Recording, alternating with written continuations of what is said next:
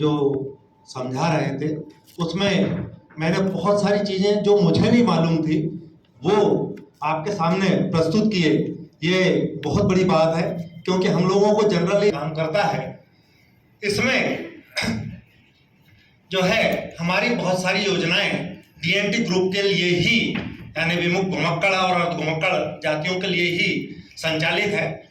और इसमें मैं आपको उन योजनाओं के बारे में बताता हूं जो जनरली लोगों को नहीं मालूम। सबसे पहला तो मैं ये शिक्षा की बात आ रही है। सबसे पहला तो शिक्षा, भाई शिक्षा बहुत जरूरी है।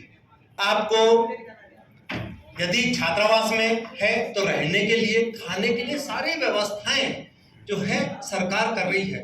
और फिर हम बोले कि शिक्षा में हम पीछे रह रहे हैं, तो भाई ये तो मैं ये नहीं मानता हूं, क्योंकि सरकार इतनी फैसिलिटी आपको दे रही है कि आप बच्चे को केवल एडमिशन करवाइए, आपका बच्चा केवल खाने की सुविधा भी जो अत्यंत पिछड़े लोग हैं, एससी, एसटी और डीएनटी के लिए जो है सारी सुविधाएं उपलब्ध है।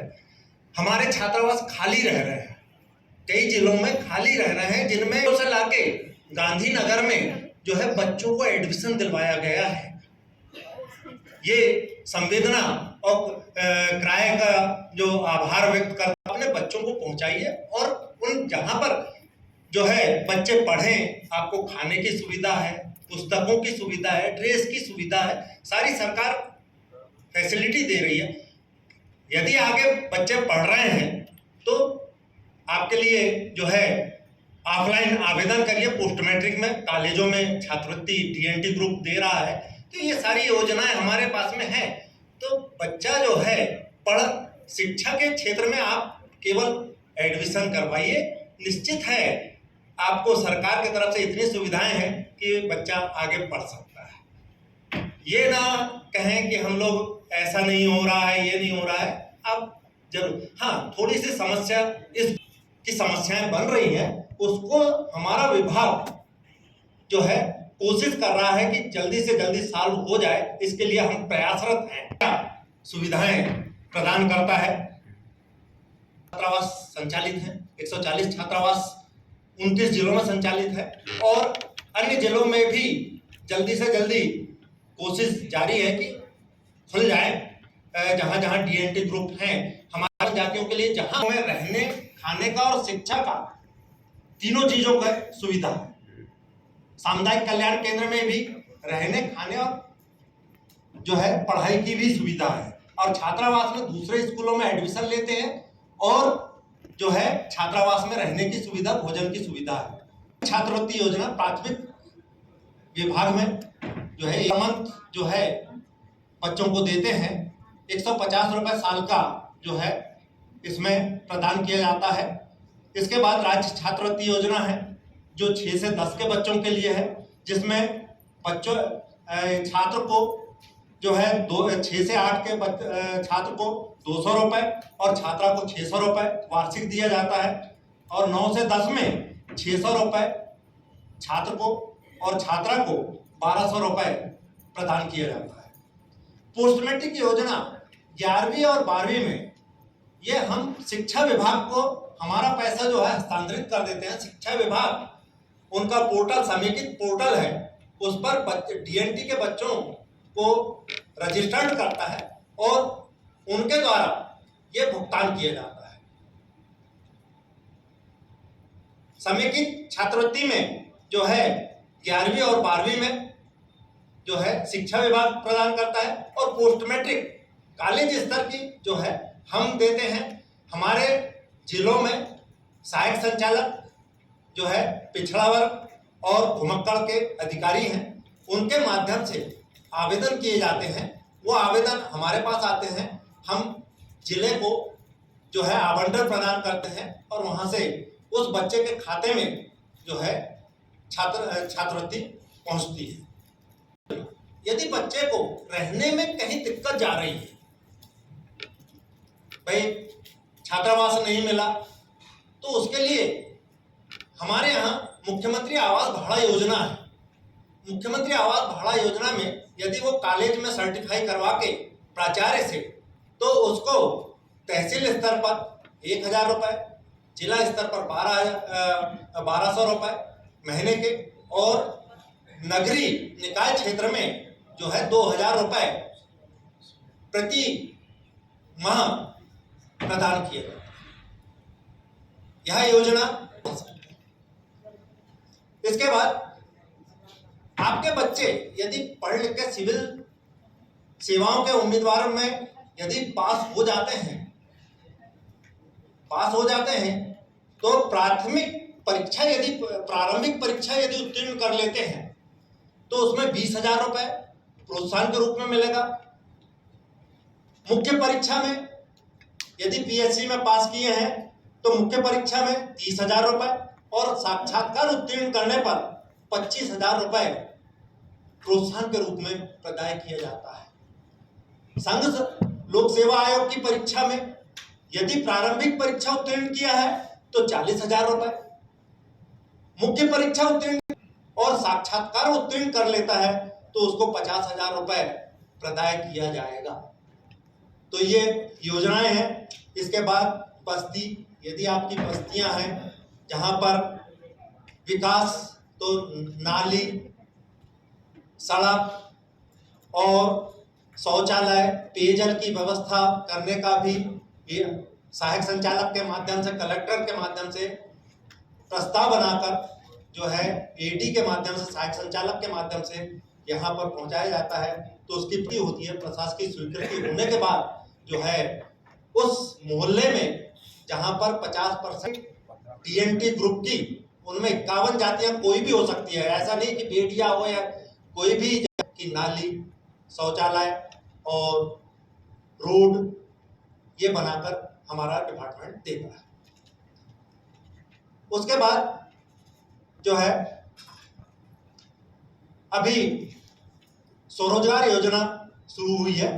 स्वरोजगार योजना अन्य विभागों में भी संचालित है, परंतु सबसे ज्यादा डीएनटी ग्रुप में इसमें लाभ दिया जा रहा है। ये विशेष तौर पर डीएनटी ग्रुप के लिए ही, विमुक्त भूमक्कड़ के लोगों के लिए यह योजना संचालित है। इसमें 2 भागों में संचालित है। ये पहला भाग है, इसमें शैक्षणिक योग्यता का कोई बंधन नहीं है, यानी बिना पढ़ा लिखा व्यक्ति भी समर्थ पोर्टल पर जाकर अपना आवेदन प्रस्तुत कर सकता है। इसमें व्यक्ति मूलक एक व्यक्ति जो है वो 1 लाख रुपए का लोन ले सकता है। 1 लाख रुपए के लोन पे 25% की डिपार्टमेंट सब्सिडी देगा या अधिकतम 20,000 रुपए, और उस पर लगने वाला जो ब्याज है उसका 6% ब्याज अनुदान डिपार्टमेंट देगा। एक व्यक्ति को 1 लाख रुपए। दूसरा, स्व सहायता समूह, यदि आप 10 का ग्रुप बना के स्व सहायता समूह बनाए हैं तो उस स्व सहायता समूह के लिए 10 लाख रुपए का लोन है, उसमें 25% सब्सिडी है या 2 लाख अधिकतम सब्सिडी दी जाएगी। इसके बाद आपका बच्चा यदि आईटीआई उत्तीर्ण है, आईटीआई से उत्तीर्ण है, तो उसमें 2 लाख रुपए व्यक्ति मूलक यानी एक व्यक्ति को दिया जाएगा, जिसमें सब्सिडी का प्रावधान नहीं है, 6% ब्याज अनुदान उसको प्राप्त होगा। तो इसका लाभ ये इसी पिछले गत वर्ष से प्रारंभ हुई है। इस योजना का लाभ आप अपने यहाँ पर अपने जिले में समस्त पोर्टल के माध्यम से आप अप्लाई करेंगे, बैंक इसको फाइनेंस करेगी, सब्सिडी विभाग प्रदान करेगा। जिलों का 189 लोगों के हमने मुख्यमंत्री स्वरोजगार योजना के अंतर्गत फॉर्म डाले थे। उसमें से जो संगीता मैडम है जो विदिशा और रायसेन जिले को देखती है आपके डिपार्टमेंट से, तो उनके साथ में हमारी काफ़ी चर्चाएं हुई है। लेकिन उस समय ये हो रहा था कि एक तो पोर्टल उस समय के लिए ओपन होता है, उसी समय के दौरान हम लोगों को सारे, या कहीं जगह से ये निकल के आया कि अभी क्या ये लास्ट एंडिंग चल रहा है, मार्च चल रहा है, तो ये नए सत्र में शुरू करेंगे। नहीं, देखिए को समाधान कर रहा है सर। इसमें एक और समस्या आती है कि जैसे जिसका स्वीकृत हो गया है तो बैंक में जा रहा है तो उसमें जैसे मान लीजिए 1 लाख का स्वीकृत हुआ, तो वो फिर व्यक्ति की आमदनी के आधार पे बोलेगा कि नहीं आपको 60 ही रख लो, 60 ही मिलेगा, 70 ही रख लो। तो ये वाली भी समस्या आ रही है। अगर 1 लाख जिले से समस्या को मैं अपने अधिकारियों से अवगत करवा जी दूंगा। जी और 4.5 मेहनत वगैरह के वकील लोग समस्या में रंगलाल कलावत रावगढ़ तहसील से 5,000 का वो स्टाम्प लगा, साथ में 1 की लोन हुई थी, उसमें से 20,000 रुपये हमारे अकाउंट में से निकाल के जिसका हमने कोटेशन लगाया था उसके अकाउंट में ट्रांसफर किए हैं। बोला पहले आपके अकाउंट में 20,000 रुपये डालो, तो 80 हमने तभी वो आपकी लोन पास होगी। ट्रांसफर किए और 80 बैंक ने दिए।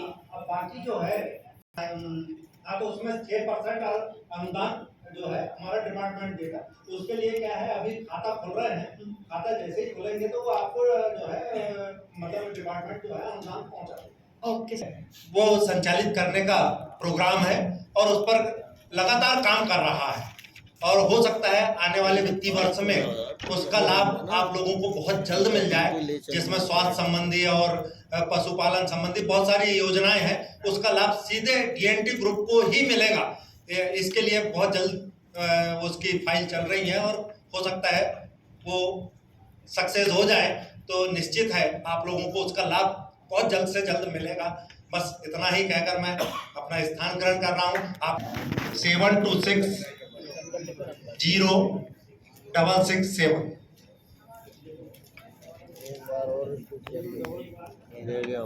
940-726-0667। सागर सिंह सिसोदिया। मैं इसी के साथ में संवेदना और प्राय और यहाँ पधारे हुए सभी अतिथियों का हार्दिक अभिनंदन करता हूँ और बोले नाम तो जो बता है दो अपना। आगे की प्रक्रिया में एक मिनट नाम तो बता दो। हाँ सिसोदिया साहब ने नाम तो बता दो। नाम तो बता दो आपका। SS सिसोदिया कहाँ से रहने वाले?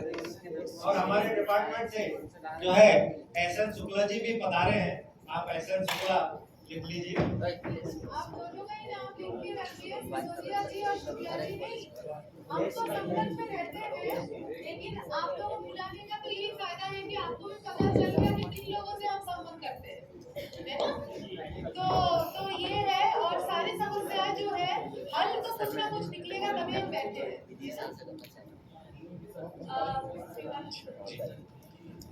धन्यवाद सिसोदिया सर। और आप सभी लोगों ने नंबर तो लिया है, लाभ भी जरूर उठाएंगे, बात जरूर करिएगा। तो इसके बाद में मैं डॉक्टर कृपा शंकर चौबे सर को आमंत्रित करूंगा। किशोर न्याय बोर्ड सदस्य है और सर के साथ में हम लोग बाल अधिकारों पर और बच्चों को लेकर बात करेंगे। सर एक बार जोरदार ताली से सर का स्वागत करें। Thank you. बच्चे बोर हो जाते हैं बड़ों की बातें सुनते सुनते, तो मधुलिका मैडम को धन्यवाद कि उनके संज्ञान में ये बात आई कि बच्चे भी यहाँ बैठे हुए हैं। ये तो वास्तव में एक बहुत बड़ी आबादी का हिस्सा बच्चे हैं, लगभग 40% हैं और 40% अगर हम बात करें तो 44-45 करोड़ बच्चे हैं देश में, लेकिन वो वोट नहीं देते हैं तो बहुत सारे लोगों के संज्ञान में भी नहीं आते हैं। पर ऐसा भी नहीं है, बहुत से ऐसे कानून हैं जो सिर्फ बच्चों के लिए बने हुए हैं और हर ज़िले में बच्चों के देख रेख करने के लिए लोग हैं। तो मैं अपनी बात शुरू करूं कि मुस्कुराते गुलाब हैं बच्चे, प्यार की एक किताब है बच्चे, गम की दुनिया ही बदल देते हैं, एक हंसी इनकलाब है बच्चे। तो बच्चे जो हैं उनके बिना हम अपनी ज़िंदगी, किशोर न्याय बोर्ड, ये दोनों की जिम्मेदारी होती है। तो वे बच्चे जिनको देख रहे कि हम संरक्षण की ज़रूरत है, अर्थात इसमें एक हेल्पलाइन नंबर भी है। किसी को पता है क्या नंबर है? बात करके आप अपनी बात रख सकते हैं। उमंग हेल्पलाइन भी एक चालू हुई है हर बच्चे के लिए जो अपनी बात कह सकता है। 14425 उसका नंबर है, बच्चे की समस्या है। तो सदस्य की ड्यूटी रोस्टर ड्यूटी होती है, 24 घंटे होती है। रात में भी आपकी समस्या का निराकरण किया जाएगा। ऐसा क्यों किया जाता है? मदद करके, मदद भेज करके उस बच्चे को रेस्क्यू करूं या उसके आगे की प्रक्रिया करूं। तो ये देख रहे कि हम संरक्षण जिन बच्चों को जरूरत है जो भीख मांग रहे हैं, चौराहे पे आप लोगों ने देखा अखबार बेचते हैं, अखबार बेचते हैं तो जो अखबार बिकवा रहा है उसके विरुद्ध जे एक्ट की धाराओं में FIR का प्रावधान है, सेक्शन 75 लगाई है उसके ऊपर जे एक्ट की। और उस बच्चे का जो सही जगह है वो कहाँ होना चाहिए जी? विद्यालय। कोई भी बच्चा अखबार नहीं बेचना चाहिए। इन सारी चीज़ों को देखने के चाइल्ड वेलफेयर कमेटी है जो अपना काम करती है। अब एक तरह के और बच्चे हैं, उम्र बढ़ रही है हमारी, बहुत सी चीज़ें अट्रैक्ट, तो बढ़ती उम्र के जो बच्चे उनके साथ कुछ ऐसे भी लोग होते हैं जो कहीं ना कहीं किसी अपराध में शामिल हैं। चल यार आज दारू पीते हैं, 16-17 साल के बच्चों का एक ग्रुप बनाया और मैं बड़ा हूँ, मुझे पता है कि मैं इनको एक दिन पिलाऊंगा अपने पैसे से, 2 दिन पिलाऊंगा, तीसरे दिन जब इनको आदत लग जाएगी तो मैं इनको बोलूँगा बेटा अब तुमको सिगरेट चाहिए, दारू चाहिए तो मेरा एक काम करो, मेरा काम क्या है तो इन अंकल का मोबाइल चुरा के ला के मुझे दे दो। अब धीरे धीरे बच्चे जो इस नेट में चले जाते हैं उन बच्चों के लिए भी एक बॉडी बनी हुई है। वे बच्चे जो जाने अनजाने में किसी भी तरीके से कानून के नेट में आ गए बोलते हैं, उनके के लिए पूरी जो सिस्टम बनी हुई है तो जस्टिस जुवेनाइल बोर्ड होता है, हर जिले में होता है। उसमें मैं भोपाल में मेंबर हूँ, उसमें 3 सदस्य होते हैं, 2 सोशल वर्कर होते हैं। अब वो जो बोर्ड है वो आपके सारे अधिकारों की, ठीक है मेरे से चोरी कर लिया, मेरे से गलती हो गई, मेरे से जानबूझ के या अनजाने में मर्डर कर दिया मैंने किसी का, लेकिन उससे मेरे अधिकारों का हनन आप नहीं कर सकते। मेरे अधिकार कौन से हैं? शिक्षा, स्वास्थ्य का अधिकार, सुरक्षा का अधिकार, सहभागिता का अधिकार। तो उन सारे अधिकारों की सुरक्षा करने के लिए जे बोर्ड बैठा है। हिनियस क्राइम एक बोलते हैं क्या है, और सिर्फ बच्चे ने ही चोरी किया है तो उसके विरुद्ध पुलिस FIR नहीं दर्ज कर सकती है। ये अधिकार बच्चों को दिया गया है। बच्चों को हथकड़ी नहीं पहनाया जा सकता है, नहीं की जा सकती है, बच्चे को इनफैक्ट थाने भी नहीं ले जाया जा सकता है। ये सारे अधिकार बच्चों के लिए कानून ने सुरक्षित किया है। तो अगर कोई बच्चा चोरी करता है तो उसके लिए क्या प्रोविजंस है? पुलिस बच्चे को अपनी अभिरक्षा में लेगी, बोर्ड उस बच्चे से बातचीत करके ये जानने का प्रयास करेगा कि बच्चा चोर तो नहीं है, कोई बच्चा अपनी माँ के पेट से तो चोरी करके नहीं सीखता है, तो समाज उसको धकेल देती है। तो उस पूरी परिस्थिति का अध्ययन किया जाता है पुलिस के माध्यम से, सोशल वर्कर के माध्यम से किया जाता है, किसी NGO के द्वारा किया जा सकता है, या हम में स्थितियाँ क्या है, और उस परिस्थितियों को जानने के बाद उस परिस्थिति का निराकरण किया जाता है। बच्चों को सजा नहीं दी जाती है, बच्चों को क्या किया जाता है? सुधार गृह में रखा जाता है। मान लीजिए कोई बहुत उद्दंड बालक है जो अपने परिवार के बस में भी नहीं आ रहा है, लगातार दारू पी रहा है, दारू पी के चोरियां कर रहा, मेरे घर में कर रहा, आपके घर में कर रहा, तो क्या करेंगे? तो ऐसे बच्चे को 1 महीना, 2 महीना, 3 महीना, 6 महीना, जब तक हमें लगता है कि इस बच्चे में इम्प्रूवमेंट नहीं हो गया है तब तक उसकी वेलबींग के लिए, उसके सुधार के लिए उसमें रखा जाता है, जहाँ उसको सारी चीज़ें, भोजन, कपड़े, उसके मेडिकल की रिक्वायरमेंट और उसकी पढ़ाई लिखाई की सारी देख रेख होती है। जैसे ही लगता है कि अब इस बच्चे में सुधार हो गया, उसको समाज की मुख्य धारा से जोड़ने के लिए कर दिया जाता है। अधिकतम सजा कितनी होनी चाहिए, कितनी हो सकती है? मान लीजिए किसी ने मर्डर कर दिया तो उसकी सजा कितनी होनी चाहिए? कई बार उम्र कैद की सजा होती है अगर, लेकिन बच्चों के केस में अधिकतम 3 साल की सजा का प्रावधान है, और वो भी हम उसको सजा नहीं बोलते हैं, उसको सुधार बोलते हैं कि 3 साल के लिए उसको सुधार गृह में रखेंगे, वहाँ उसकी पढ़ाई लिखाई सारी चीज़ें होगी, परिवार के लोग मिलने भी जाते हैं उससे, उसको जो खाना पीना है वो खाते पीते भी हैं। आप लोगों में से कितने लोग मुख्यमंत्री निवास गए होंगे? 10-15 लोग गए हुए हैं। हमारे बच्चे जो सुधारते हैं वो मुख्यमंत्री से भी मिलते हैं। क्यों? क्योंकि हम उनको समाज की मुख्य धारा से जोड़ने के सारे प्रयास करते हैं कि भाई देखो, आज तुम किसी एक छोटे मोटे अपराध में फंस के आज यहाँ पे हो, कल अच्छा काम करोगे तो विधानसभा में प्रतिनिधित्व करोगे। कल ही हमारे बच्चे विधानसभा घूम करके आए हैं, कैसे कानून पारित होता है, क्या पक्ष होता है, क्या विपक्ष होता है, सारी बातें बच्चों को बताई गई वहाँ पे। तो आपसे अगर कभी जाने अनजाने में कोई गलती हो जाए तो आप उसको छुपाइए मत, अपने पेरेंट्स को बताइए, उसका निराकरण कीजिए, और एक बार अगर आपने कोई गलती कर ली तो बार बार वो गलती मत कीजिए। आपके सारे अधिकार, और आप जैसे लोग हैं जो बच्चों के साथ काम कर रहे हैं। तो बस इतना ही संक्षेप में नहीं होगा, आपकी आने वाली जिंदगी पर उसका कोई इम्पैक्ट नहीं पड़ेगा। आपको किसी सरकार, चाहे पुलिस की सर्विसेज हो, चाहे आर्मी की सर्विसेज, कहीं पर भी, तो आपके द्वारा 18 साल से कम उम्र में किए गए किसी भी अपराध की सजा, किसी भी अपराध का प्रभाव आगामी जीवन पे नहीं पड़ता है। उसके लिए आपको बाकायदा एक सर्टिफिकेट मिलता है, और अगर उस सर्टिफिकेट को कोई नहीं मानता है तो हमारा नंबर होता है, आप बात करिए, राजगढ़ का ही एक मामला है। एक बच्चे को आर्मी में उसका सिलेक्शन हो गया था और चूंकि उसने कुछ अपराध किया था तो पुलिस उसको कैरेक्टर सर्टिफिकेट नहीं दे रहे थे। तो वहाँ से मुझे फ़ोन आया, अर्चना जी ने मुझे इसमें कांटेक्ट किया, बताया मुझे, फिर मैंने वहाँ के टीआई साहब को फ़ोन किया। टीआई साहब उन्होंने एक्ट खोला, जो भी यूज किया, सर्टिफिकेट दे दिया और बच्चे ने आर्मी की सर्विस अपनी कंटिन्यू करी है। तो ये प्रोविजन चाइल्ड मैरिज एक्ट में भी है और जे एक्ट की धारा 75 में भी है कि अगर आप करते हो उसमें पूरे परिवार के विरुद्ध FIR की जा सकती है। और अगर जिस बच्ची का विवाह किया गया है तो हमारा उद्देश्य ये भी नहीं है कि पूरे के पूरे समाज को उठा के अंदर बंद कर दें, पर प्रावधान तो है। अगर बच्चे के विरुद्ध किसी भी प्रकार की हिंसा हो रही है, उसके विरुद्ध कोई भी कर रहा, चाहे पेरेंट्स कर रहा या मैं हूँ, मेरी कस्टडी में अगर बच्चे, तो मेरे विरुद्ध भी FIR की जा सकती है और उस बच्चे के पुनर्वास की पूरी जिम्मेदारी जो है बाल कल्याण समिति लेती है। समिति क्या होती है? उसमें अलग अलग फील्ड से आते हैं। एक अध्यक्ष होता है और 4 सदस्य होते हैं। एक महिला का होना अनिवार्य है, हर जिले में होती है ये।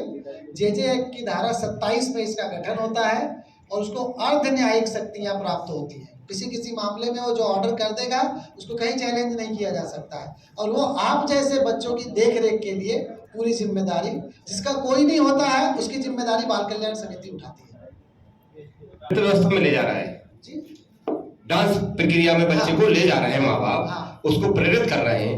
वो अब हमने उसकी शिकायत कर दी, हम नहीं चाहते कि ये समाज में ऐसा काम करे। अब हमने शिकायत करी तो जो बच्चा है उससे बयान लिए जाएंगे, उसके आधार पे होगा कि उसको जो प्रत्यक्ष, जैसे हमने डांस करते उसका वीडियो बना लिया कि ये देखो साहब ये घर के ये डांस करवा रहे हैं, तो उसमें बच्चे का भूमिका रहेगी। बच्चे से पूरी बातचीत की जाती है, काउंसलिंग 1 बार नहीं 2 बार नहीं कई बार की जाती है। अगर बच्चा कहता है कि ये मैं अपनी मर्जी से कर रहा हूँ तो उसके लिए मैं उसी पर बच्चे काम कर रहे हैं वो बंद हो जाएंगे, लेकिन उसकी भी कुछ कंडीशन है कि आप बच्चे से डांस करा रहे हैं तो उसकी कला के लिए करवा रहे हैं या आप उससे पैसे कमा रहे हैं। पैसे कमा रहे हैं तो ये आप बताएंगे ना कि ये पैसे कमा रहा है, बच्चा भी बताएगा मैं 100 रुपये 20 रुपये 5 रुपये कमाता हूँ। दूसरी चीज, उसके साथ साथ बच्चे की एजुकेशन की क्या व्यवस्था है, बच्चे के हेल्थ चेकअप की क्या व्यवस्था है, बच्चे का ओवरऑल इन्वायरमेंट कैसा आप दे रहे हैं, ये सारी चीजें देखी जाती हैं। और जब बच्चे से बातचीत की जाती है तो 1 बार 2 बार 3 बार में बच्चा सारी बात बता देता है कि मैं तो अंकल दिन में 10 रुपये कमा के ले आता हूँ, 3 रुपया मम्मी को देता हूँ, 1 रुपया मैं टॉफी खाता हूँ। तो ये सारे फैक्ट्स जब आ जाते हैं तो बच्चे के पेरेंट्स के खिलाफ FIR हो जाती है। पहले उनको समझाइश दी जाएगी कि आप ये बच्चे से मत कराइए, नहीं मानते हैं तो उनको सीधे सीधे FIR का प्रोविजन है। बार से वो 2 बार सोच के बोलते हैं कंजर समुदाय। तो अभी जो आप बात कह रहे हो कि आपको खुद आगे आकर के बताना होगा, सबकी आंखों में आंखें डाल के बोलना होगा कि नहीं मैं इस समुदाय से होकर के आज इस जगह बैठी हूँ। वो तभी होगा जब आप बहुत बड़ा टूल है आपको आगे ले काबू में करने के लिए या इन पे अपना कंट्रोल रखने के लिए। इनको इन सब चीज़ों की तरफ मोड़ा कि ये तो अपराधी है, इनके लोग तो यही काम करते हैं। वो धीरे धीरे वो समाज में आ गया। वास्तविकता ये नहीं है, पर अब जो है वास्तविकता उसको समाज के सामने लाने की ज़रूरत है और उसको बदलने की ज़रूरत है। वो तभी होगा जब आप लोग पढ़ोगे, शासन की सारी योजनाएं आपको पता हो, कानून पता हो कि भाई अगर माँ बाप नहीं मान रहे हैं, माँ बाप को जेल हो जाएगी। आप बोलो माँ बाप को कि आप नहीं मानोगे तो मैं शिकायत करूंगी बाल कल्याण समिति में, फिर आप जानो और समिति जानेगी। पता ही नहीं चला कि कहाँ भेज दिया। उसने ये बताया लौट के कि वो लड़की को मैं लेके जा रहा था, लड़की भाग गई, तुम्हारी तो पता नहीं कहाँ भाग गई। मैं तो बस में सो रहा था, उठ के देखा तो लड़की बगल में है ही नहीं। अब बड़ी दिक्कत कि लड़की कहाँ चली गई। माँ बाप परेशान, हैरान परेशान, थाने में रिपोर्ट करी, सब किया, पर पता ही नहीं चला कि लड़की कहाँ गई। मंदसौर से वो लड़की को लेकर रतलाम गए, रतलाम से कहीं और ले गए, फिर राजस्थान चली गई वो लड़की और बहुत बुरी हालत। अब इधर जो है माँ बाप बहुत परेशान हो रहे हैं कि बच्ची गई कहाँ, गई कहाँ, गई कहाँ। 1 साल बीत गया, 2 साल बीत गया, 3 साल बीत गया, लड़की का कुछ भी अता पता नहीं चला।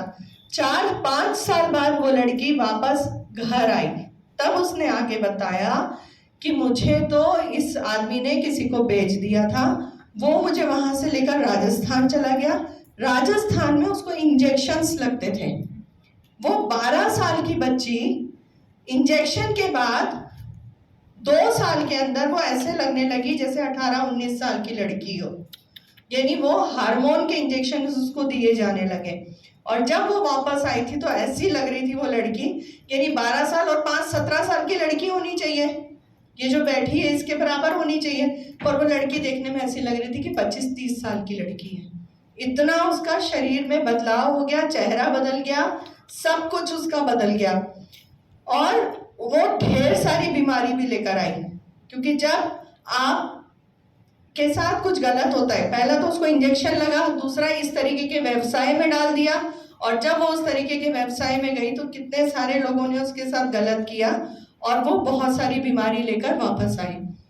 उसका काफी इलाज हुआ, सब कुछ हुआ, और आज के समय वो बच्ची बिल्कुल एड्स हो चुका है उसको, और वो मरने की कगार पे खड़ी है। मतलब ये एक सच्ची घटना है, ये कंडीशन है। हम लोग बहुत कोशिश कर रहे हैं कि उसको हम किसी तरीके से बचाएं, पर शायद हम नहीं बचा पा रहे। तो ऐसे तमाम सारी चीजें होंगी। मेरा कहने का तात्पर्य ये है कि कभी अगर आपको कोई बोलता है कि चलो आपकी बेटी को लेके जाते हैं, शहर में काम करवाते हैं, चलो आपको शहर में काम के लिए लेके जाते हैं, सिर्फ बच्ची नहीं महिलाओं के लिए भी आता है कि ठेकेदार आता है, बोलता है कि चलो मंदसौर में काम है, चलो सागर में काम है, चलो खजुराहो में काम है, लेके जाएंगे, और लेके जाते हैं तो मालूम पड़ता है वहाँ कोई काम वाम है नहीं, वहाँ से कोई और काम के लिए ठेका लग गया, कहीं और लेके चले गए, कहीं और लेके चले गए, और ऐसे वो चलता रहता है। फिर वहाँ से वापस आना बहुत मुश्किल है। तो कब भी ऐसा कोई आपकी बच्ची को लेके जा रहा है या कोई महिला को लेके जा रहा है तो आपको पहले पता होना चाहिए, उसका फ़ोन नंबर, सारी चीज़ें आपके पास होना चाहिए, कहाँ लेके जा रहा है वो भी इंफॉर्मेशन होना चाहिए, और पंचायत में हर चीज का रजिस्ट्रेशन होता है। तो जब भी काम के लिए बच्चे को लेके जा रहा है तो पंचायत लेवल पे, पंचायत के स्तर पे एक प्रवासी मजदूरों के लिए हेल्प डेस्क बनी हुई है। तो सबसे पहले तो उसमें रजिस्टर्ड कराना होगा। अगर वो व्यक्ति उसमें रजिस्टर्ड कराने के लिए तैयार नहीं है तो समझ लीजिए कि ये कुछ गड़बड़ है, वहां से सतर्क हो जाइए। और उसके बाद भी अगर आपकी बच्ची से आपका फोन पे बातचीत कहीं से बंद हो जाती है, लंबे समय तक फोन पे बात नहीं हो रही और वो कुछ बहाना बना रहा है, तो भी मामला कुछ गड़बड़ है। तो ये तमाम सारी चीजें, पहले तो कोशिश कीजिए कि बच्ची को भेजे ना, कोशिश करिए कि अपने ही गांव में रहकर उसको काम कराएं। फिर भी अगर काम के लिए बच्ची या महिला कोई भी जा रही है तो ये हमको ध्यान रखना होगा कि वो पंचायत के स्तर पे जो